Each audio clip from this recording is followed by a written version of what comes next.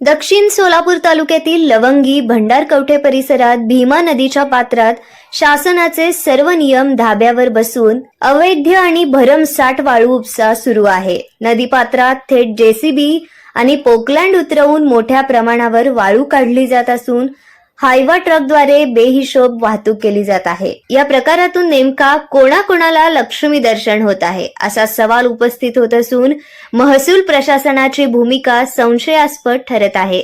या वाळू उपशामुळे नदीचे पात्र खोल आणि रुंद होत असून मोठे खड्डे पडले आहेत. त्यामुळे निसर्गाचा ऱ्हास आणि भविष्यातील पुराचा धोका वाढत आहे. काही दिवसांपूर्वी पालकमंत्र्यांनी वाळू माफियांवर एनपीडी अंतर्गत कारवाई केली होती. मग या प्रकरणातील मालमत्तांवरही तशीच कारवाई होणार का असा प्रश्न उपस्थित होत आहे. जर तात्काळ कारवाई झाली नाही तर प्रहार जनशक्ती पक्ष आणि शेतकरी संघटनेच्या वतीने भीमा नदीपात्रात महसूल मंत्र्यांचा पुतळा बुडवून आंदोलन करण्यात येईल असा इशारा प्रहारचे अजित कुलकर्णी यांनी दिला आहे.